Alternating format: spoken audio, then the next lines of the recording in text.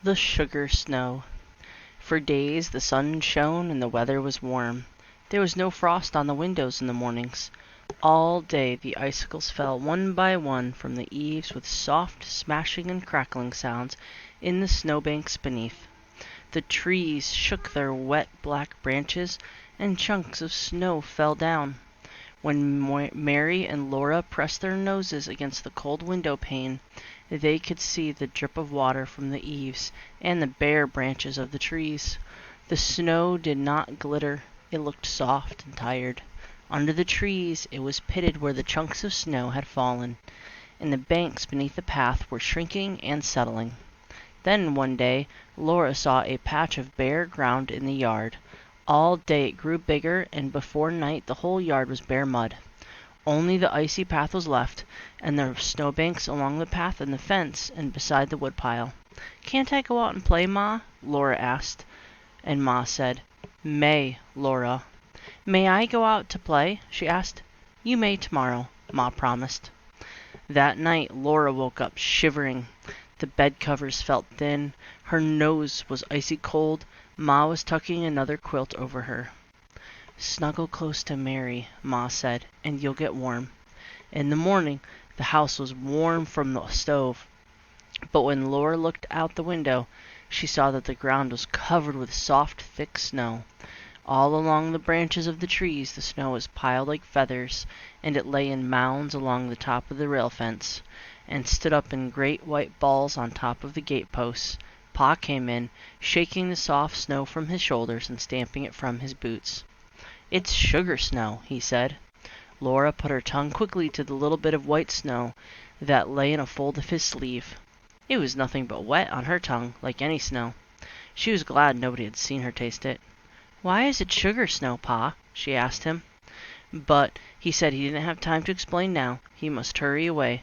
He was going to Grandpa's. Grandpa lived far away in the big woods, where the trees were closer together and larger. Laura stood at the window and watched Pa, big and swift and strong, walking away over the snow. His gun was on his shoulder, his hatchet and powder horn hung at his side, and his tall boots made great tracks in the soft snow.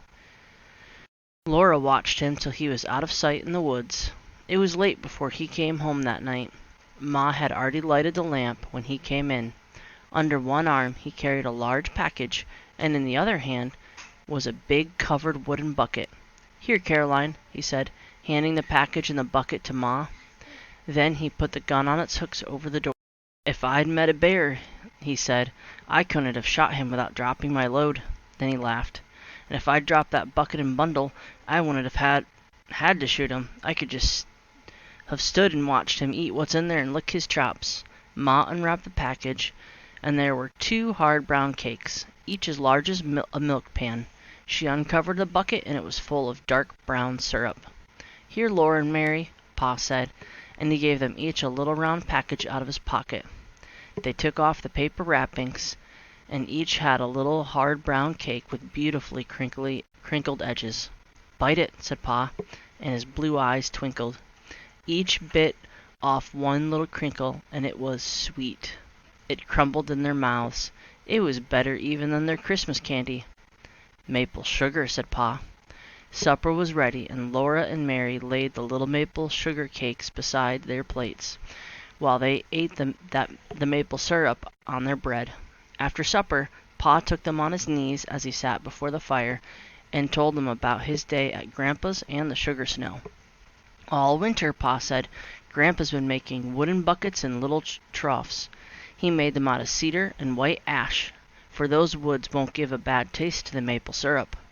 To make the troughs, he split out 2 little sticks as long as my hand and as big as my 2 fingers. Near one end, Grandpa cut the stick half through and split one half off. This left him a flat stick, with a square piece at one end. Then, with a bit, he bored a hole lengthwise through the square part, and with his knife he whittled the wood till it was only a thin shell around the round hole. The flat part of the stick he hollowed out with his knife till it was a little trough. He made dozens of them, and then he made 10 new wooden buckets.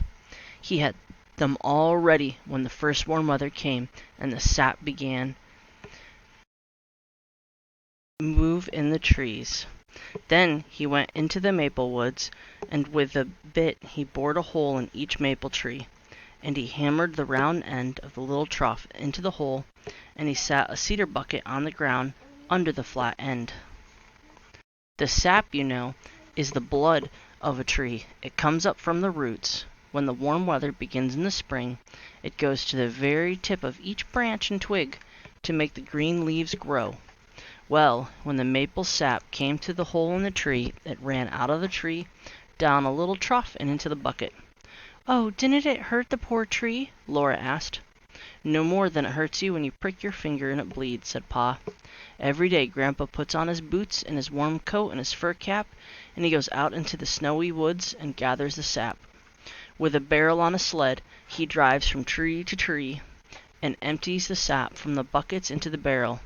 Then he hauls it to a big iron kettle that hangs by a chain from a cross timber between two trees. He empties the sap into 2 iron kettles. There's a big bonfire under the kettle, and the sap boils, and Grandpa watches it carefully. The fire must be hot enough to keep the sap boiling, but not hot enough to make it boil over. Every few minutes, the sap must be skimmed. Grandpa skims it with a big, long-handled wooden ladle that he made out of basswood. Grandpa lifts ladlefuls of it high into the air and pours it back slowly. This cools the sap a little and keeps it from boiling too fast. When the sap is boiled down just enough, he fills the buckets with syrup. After that, he boils the sap until it grains when he cools it with a saucer. The instant the sap is graining, Grandpa jumps to the fire and rakes it all from beneath the kettle. Then, as fast as he can, he ladles the thick syrup into milk pans that are standing ready. In the pans, the syrup turns into cakes of hard, brown maple sugar. "So that's why it's sugar snow, because Grandpa's making sugar?" Laura asked. "No," Pa said. "It's called sugar snow because the snow this time of year means that men can make more sugar. You see, this little cold spell and all the snow will hold back the leafing of the trees, and that makes a longer run of sap. When there's a long run of sap, it means that Grandpa can make enough maple sugar to last all the year for a common every day. When he takes his furs to town, he will not need to trade for much store sugar. He will get only a little store sugar to have on the table when company comes." "Grandpa must be glad there's a sugar snow," Laura said. "Yes," Pa said. "He's very glad. He's going to sugar off again next Monday, and he says we must all come." Pa's blue eyes twinkled. He had been saving the best for last. "Hey, Caroline," he said to Ma, "there'll be a dance." Ma smiled. She looked very happy, and she laid down her mending for a minute. "Oh, Charles," she said. Then she went on with her mending, but she kept on smiling. She said, "I'll wear my delaine." Ma's delaine dress was beautiful. It was dark green, with a little pattern all over it that looked like ripe strawberries.